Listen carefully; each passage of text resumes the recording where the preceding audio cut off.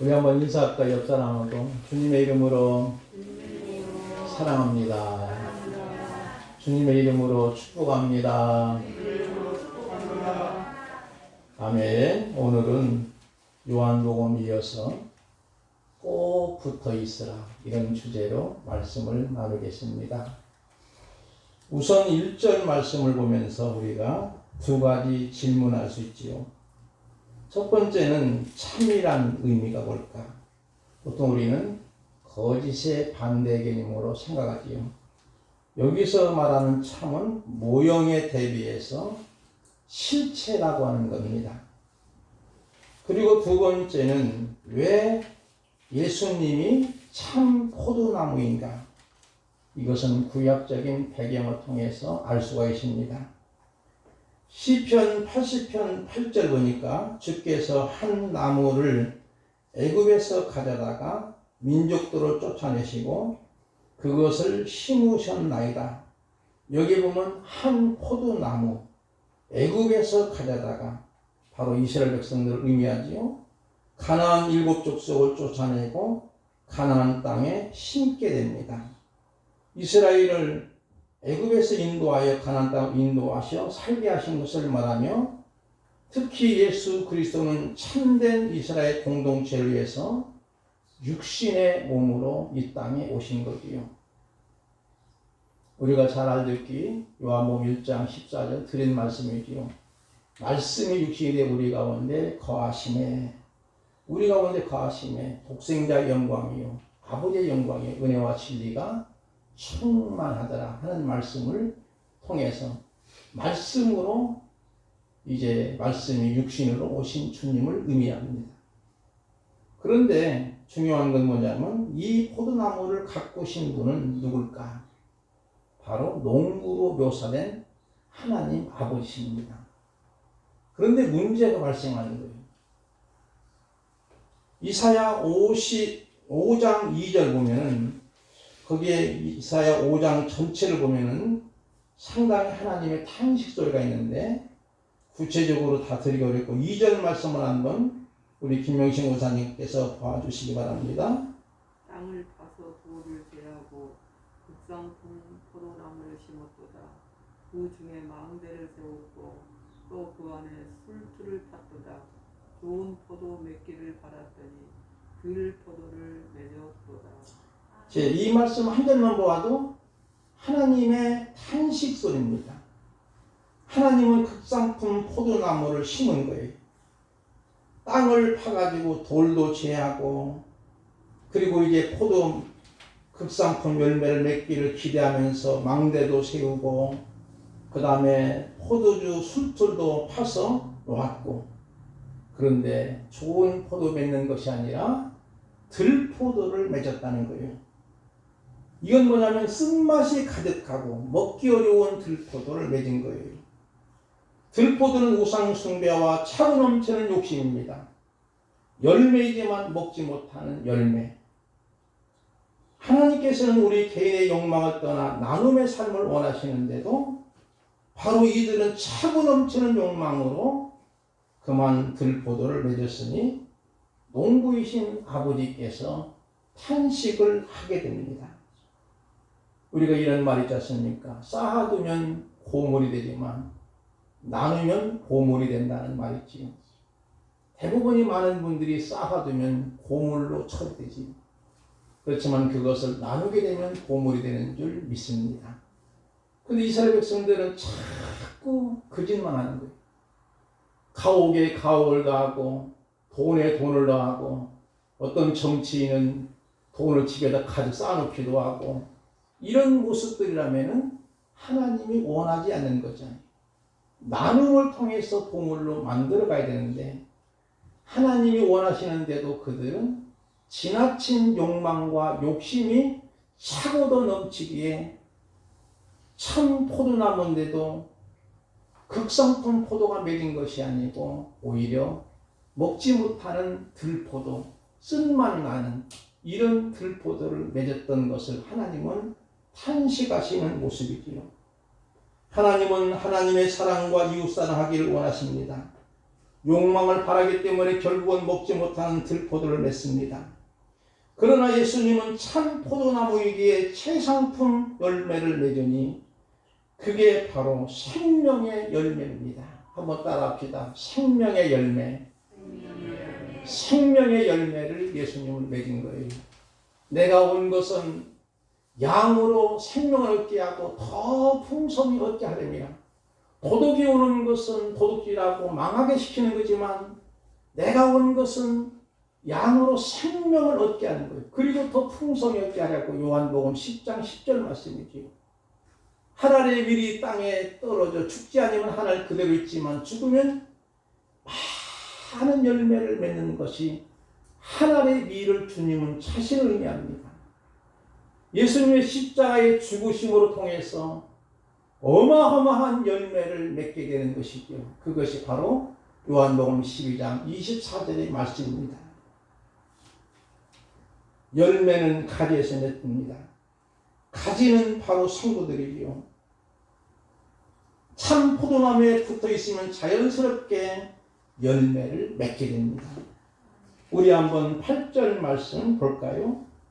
우리 김양선 장로님께서 한번 읽어주시면 고맙겠습니다. 너희가 열매를 많이 맺으면 내 아버지께서 영광을 받으실 것이요 너희는 내 제자가 되리라. 아멘. 열매를 많이 맺으면 하나님 아버지께서 영광을 받고 너희는 내 제자가 되리라.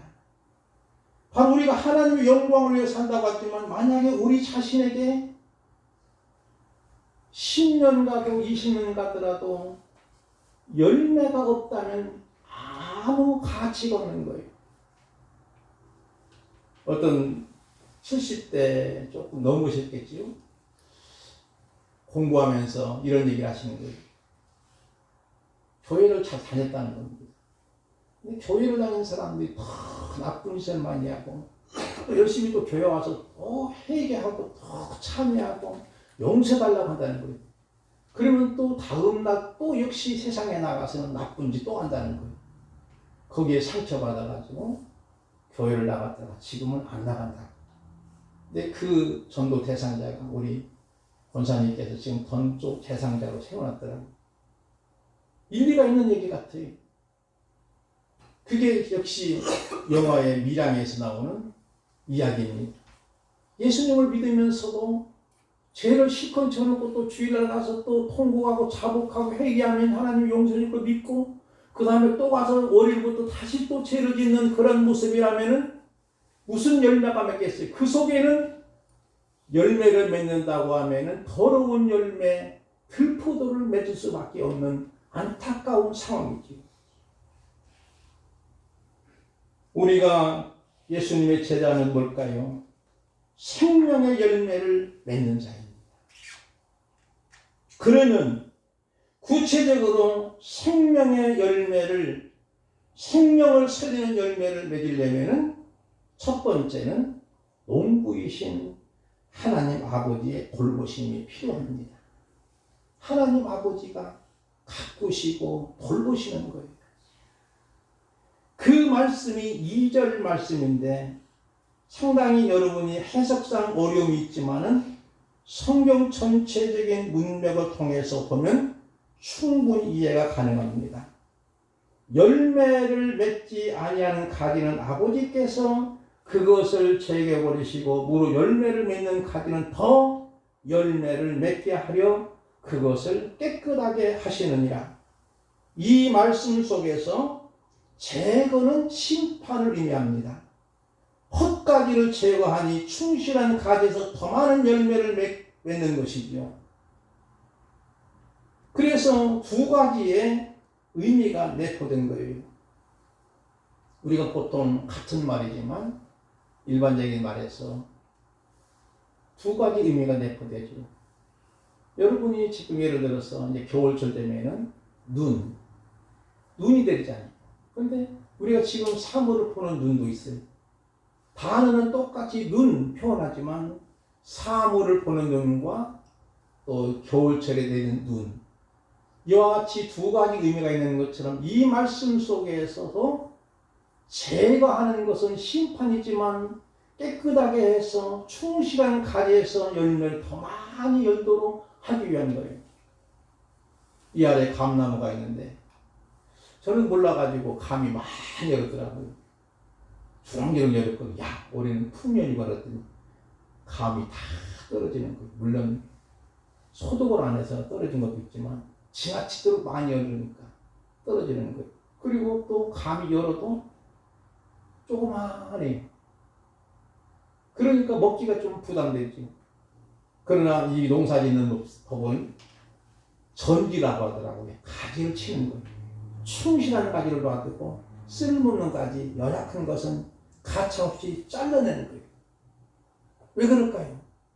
나무가 얼마나 아플까요? 그렇지만은 더 많은 충실한 열매, 극상품 포도 열매를 맺기 위해서 때로는 심판도 필요하지만은 그 다음에 이 포도나무는 대부분이 넝쿨이 퍼져 올라갑니다. 넝쿨이 퍼져 올라가니까 땅으로 퍼지면은 땅대를 맡게 되면 포도 열매를 맺었다 하더라도 썩게 됩니다. 그러므로 농부가 큰 돌을 갖다 놓고 포도 가지를 올려놓던지 아니면 막대기를 세워서 포도가 올라갈 수 있도록 만드는 거예요. 보조 막대기가 필요한 거예요. 이것은 뭐냐면 하나님의 돌보심이 절대적으로 필요하다고 하는 것을 보여주는 겁니다. 6절 말씀 보니까 모아다가 이제 어떻게 하니까 불에 던져 사른다는 거예요. 쓸모없는 가지는 그건 바로 심판을 의미하는 거지요. 주님은 너희들은 깨끗하나 다는 아니라고 강요다를 지칭합니다. 외형적으로 보면 제자인 척하지만 평생 믿어도 단 한 번도 천둥같이 예수님을 인격적으로 만난 적이 없기 때문에 결국은 가룟 유다를 향해서 예수님은 차라리 나지 아니했더라면 좋을 뻔했다고 말씀하시는 거예요. 예수님 제자 중에 똑똑하기 때문에 재정도 맡기고 또 열심히 나오는 출신이었고 그런데도 예수님 제자 인척하는 거예요. 죄송하지만 우리가 믿으면서도 예수 믿는 척하면 안 됩니다. 예수 믿는 척하는 것을 가장 주님이 싫어하시는 거예요. 그게 뭘까요? 포도나무에 가지가 붙어 있어야 되는데 붙어 있는 척하는 거예요. 10년을 가도 20년을 가더라도 30년을 믿어도 열매가 없다면 이것은 붙어 있는 것이 아니고 붙어 있는 척하는 거예요. 헛가지 심판이 있으므로 열매 맺기를 선택한 가지는 더 많은 열매를 맺습니다. 그러므로 중요한 것은 바로 하나님의 돌보심, 하나님의 가꾸심이 생명의 열매를 풍성히 맺는 거예요. 그러므로 여러분의 가정도 여러분의 일터도 하나님의 가꾸심과 돌보심이 있기를 주님의 이름으로 축복을 드립니다. 하나님이 보호하사 우리나라 만세 대한민국을 받아지요. 하나님이 보호하심이 있어야만 우리나라가 만세되는 거예요. 여러분의 가정도 직장도 일터도 우리 몸된 교회도 하나님의 돌보심이 있을 때만이 열매를 맺게 되는 줄 믿습니다. 먼저는 우리 자신이 열매를 맺는 거예요. 하나님 저를 가꿔주세요. 저를 돌봐주세요. 이와 같은 기도가 우리에게 필요한 것이죠. 그러므로 우리의 삶 속에 생명의 열매를 풍성히 맺기를 주님의 이름으로 축복을 드립니다. 두 번째는 주 안에 거해야 됩니다. 주님 안에 거하는 것. 주님 밖에 있으면 안 되는 거죠. 그 말씀이 4절부터 7절까지입니다. 한번 볼까요, 여러분? 교도합시다. 내 안에 거하라. 나도 너희 안에 거하리라. 가지가 포도나무에 붙어 있지 아니하면 스스로 열매를 맺을 수 없음 같이 너희도 내 안에 있지 아니하면 그러하리라.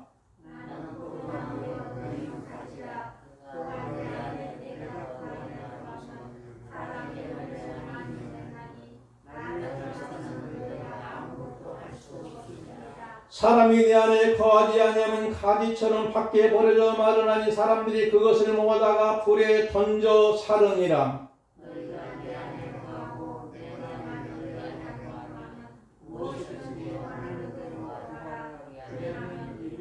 아멘. 여기 말씀 보니까 내 안에라는 말이 여러 번 나오는데 여러분 몇 번 나오는지 아십니까? 제가 세보니까 한 7번 정도 가까이 나오는 것 같아요. 내 안에 바로 주님 안에 거하는 거예요. 참 포도나무 붙어있는 거예요. 이런 말 있지 않습니까? 이런 속담이더라고요. 기는 놈 위에 뛰는 놈이 있고 뛰는 놈 위에 나는 놈이 있고 나는 놈 위에 붙어있는 놈이 있다는 거예요. 아무리 나는다더라도 그 나는 사람에 붙어있는 사람이 최고라는 거예요. 바로 우리는 참 포도나무 대신 주님께 붙어있는 자인 줄 믿으시기 바랍니다. 사랑하는 성도 여러분, 우리가 참 포도나무 대신 예수님을 붙어 다니는 사람이지요. 우리가 무슨 유대한 능력이 있나요? 자칫 잘못하면 속고 사기당하기 쉽고 미련한 자이죠. 그러나 주님께 붙어 있으면 강하고 능력이 있는 존재입니다. 4절 5절 보면서 포도나무에 붙어 있지 않으면 스스로 열매를 맺을 줄 못합니다. 7절도 내 안에 거하라는 말이 무슨 말인가? 요한복음 6장 56절 뒷모습을 봅시다. 우리 허욱자 권사님 한번 읽어주실까요? 내 살을 먹고 내 피를 마시는 자는 내 안에 거하고 나도 그 안에 거하나니. 아멘. 내 살을 먹고 내 피를 마시는 자, 성찬식을 의미하죠. 내 안에 거하고 나도 그 안에 거한다고 하는 것은 우리가 성찬식을 베풀면서 예수 그리스도의 십자가의 죽으심이 내 사건으로 보고 나의 모든 죄사함을 믿는 믿음은 주님 안에 거하는 거예요. 그래서 거함은 물리적으로 함께 있는 것만 아니라 생명을 나누는 거예요. 우리 주님과 저와 여러분과 같이 생명을 나누는 거예요. 마치 부부같이 가족같이 살림하는 겁니다. 우리가 이 땅에 결혼 생활을 매일 할 때마다 이벤트인가요? 아닙니다. 혹시 최선영 부부 같으면 몰라도 우리 부부는 만나 살림하면서 때로는 엎어지기도 하고 토라지기도 하고 돌아서기도 하고 머뭇거리기도 하고 웃음치기도 합니다. 이와 같이 주님 안에 거함도 교제도 날마다 이벤트는 아니지만 같이 살면 음식 맛도 같고 생각도 같고 모습도 같아지게 됩니다. 그러면서 우리는 예수님과 함께 살면 예수님을 닮아지게 되는 줄 믿습니다. 이것이 믿음으로 사는 자예요. 주님 안에 있는 자의 삶이에요. 그래서 믿음은 단편적이 아니에요. 포괄적으로 생명의 교제가 이루어져야 열매를 맺는 거예요. 수십 년 동안 열매가 없다면 자기도 속이고 남도 속이는 거예요. 7절 말씀을 볼까요? 많은 분들이 이 말씀을 오해를 하는 경향이 있습니다. 우리 김재원 집사님 읽어주시기 바랍니다. 내 말이 너희 안에 거하면 무엇이든지 원하는 대로 구하라. 그리하면 이루리라. 아멘.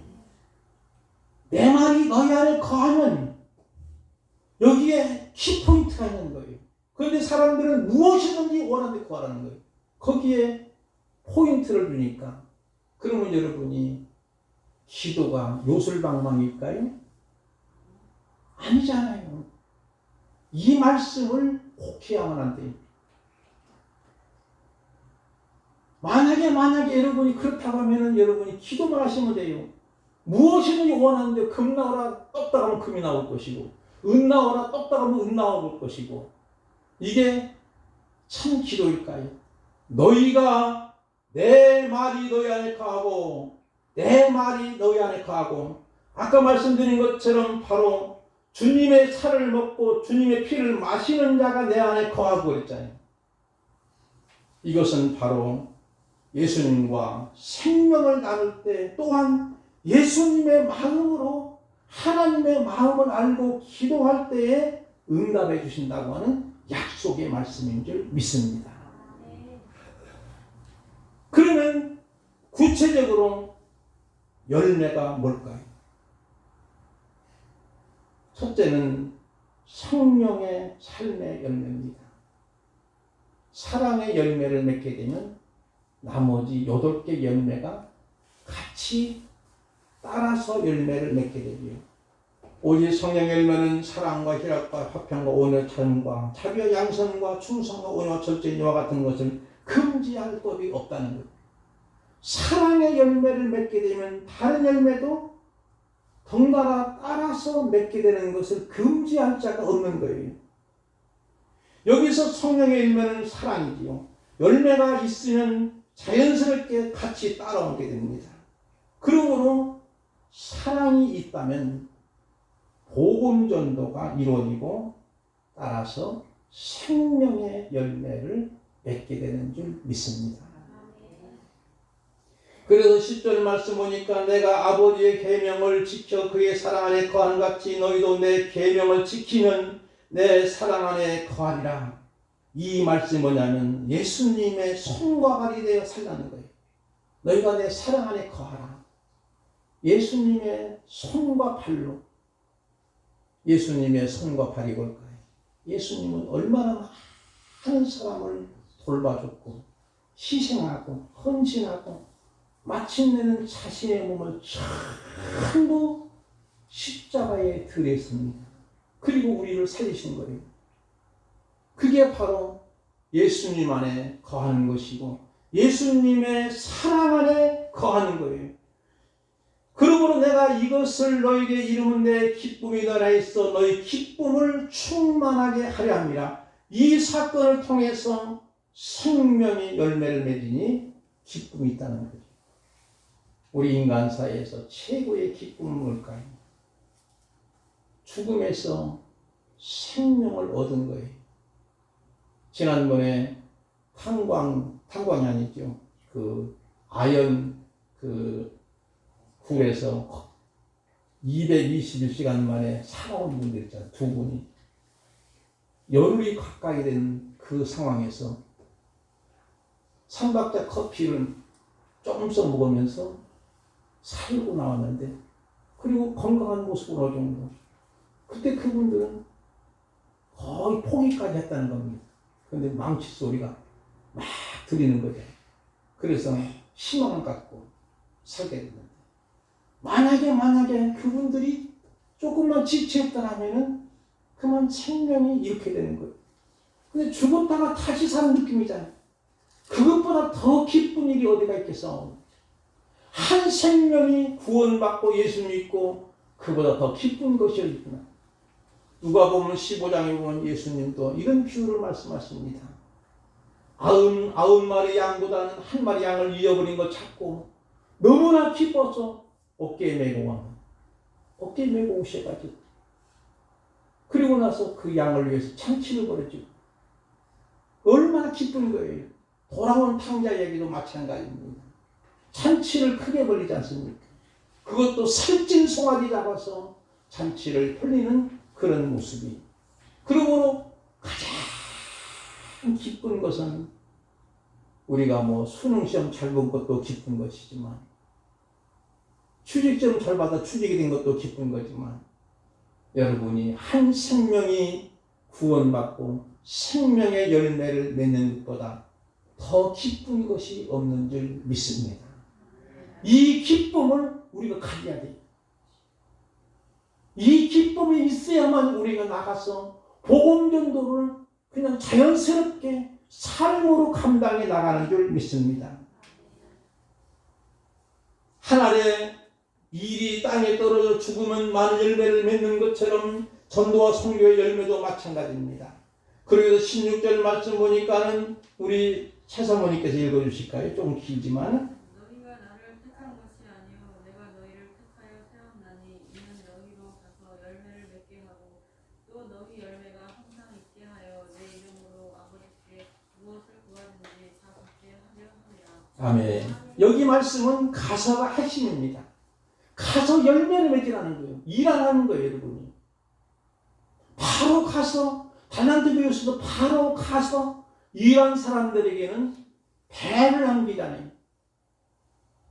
그런데 주인의 마음을 알지 못하고 땅을 파가지고 참 보고하는 사람은 악하고 게으른 종아 그랬잖아요. 작은 돈이 아닙니다. 1만 달러트면 엄청난 돈입니다. 작은 돈이 아니에요. 우리는 하나라니까 작은 돈으로 보이지만 큰 돈입니다. 사랑하는 성도 여러분, 우리가 가야만 됩니다. 그러므로 통해서 전도 열매, 생명의 열매를 저절로 맺게 되는 것이죠. 결론적으로 말씀을 맺겠습니다. 예수 그리스도를 믿는 것은 예수님께 붙어 있는 거예요. 쉽게 말하면 교제하는 거예요. 언제나 주님과 교제하고 삶을 나누고 때로는 같이 살아가는 것이고 같이 동행하는 것이고 언제나 주님께 붙어 있는 거예요. 이것이 바로 예수님을 믿는 거예요. 일상생활의 복음 전도가 자연스럽게 이루어지면서도 우리는 때로는 저 사람 이번에 해외 선교 단기로 간다네. 돈도 많이 준비해가지고. 물론 그것도 필요하지만 그보다 더 중요한 것은, 더 어려운 것은 일상의 전도는 만만치 않은 거예요.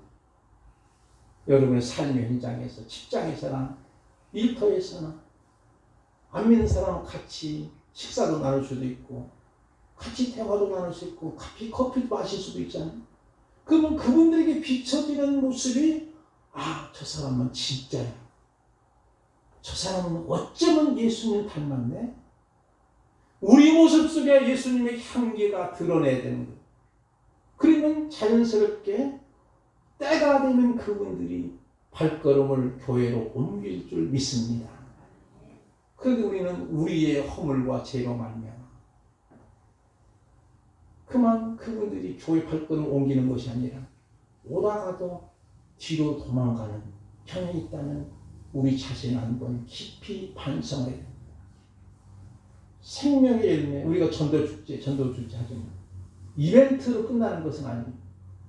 일상생활에서 우리가 평상시 저와 여러분이 내가 예수 믿는 것, 정말 내가 예수님께 붙어 있음으로 통해서 저분이야말로 진짜 믿이야, 진짜로 믿는 사람이야. 세속의 바람 앞에 버티고 말씀과 기도 예배를 통해서 교제는 만만치 않습니다. 저도 매일같이 우리 권사님들하고 새벽 예단을 쌌습니다. 몇 분이 안 되지만은 새벽 예배가 막 너무 기뻐가지고 막 오는 것 같아요. 제가 보통 12시간 1시에 잡니다.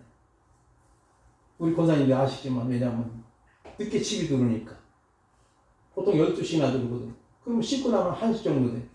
그럼 새벽에 나오려면은 더 자고 싶은 거예요. 5분만 더 자고 싶은 거예요. 항상 기뻐서 조롱과 싸우면서 나오는 거예요. 그러면서 왜 그럴까? 이게 사명이면서도 또 이것이 나를 통해서 오늘 하루를 시작할 때마다 하나님과 동행해야지. 호람도 해야지. 하나님 앞에 살아가야지. 이런 모습을 누리는 거예요. 언제나 바쁜 생활이지만 그래도 감사하면서 살아가고 하루를 하나님 오늘 또 무사히 지나게 해줍시다. 지난번에도 보이시팅 당할 뻔했습니다.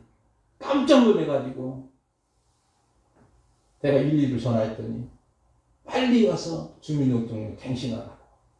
그래가지고 이제 동사무소 가서 잊어버린 것을 분실신고를 하니까 되더라고. 그래서 경찰관이 다행이네요 그러시더라고. 만약 그냥 놔뒀더라면 당하지 않고.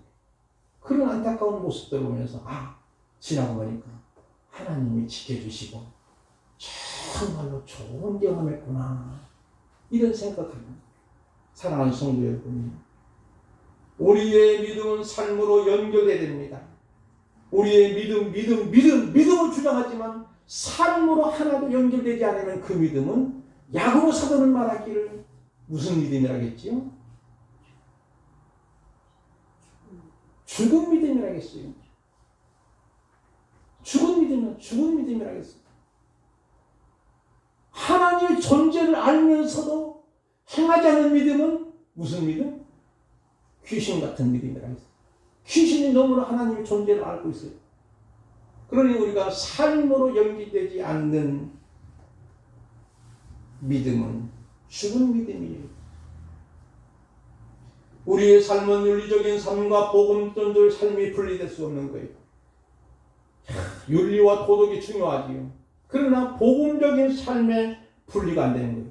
언제든지 우리의 삶이 세상 사람보다도 훨씬 윤리적이면서 깨끗하면서 우리 권사님 기도한 것처럼 요즘에 사람들이 기초 질서를 얼마나 안 지키는지 담배꽁초가 막 교회 앞에 우리 권사님의 예배 드리기 전에 안내하시면서 그 담배꽁초하고 그 낙엽을 쓸어요.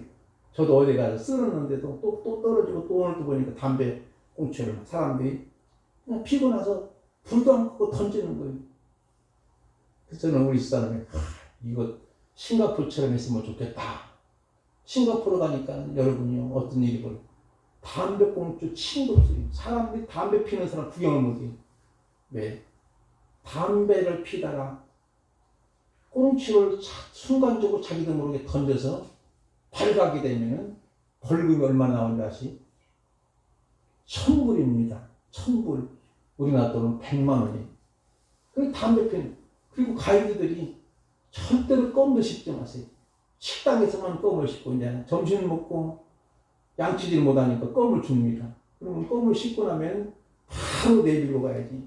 만약에 그냥 껌 씹다가 뱉어다가 들키면 CCTV 곳곳에 있기 때문에 딱 걸리면요 금방 내 신원조회에 나와가지고 벌금통지가 나오는데 외국인도 나오는 거예요.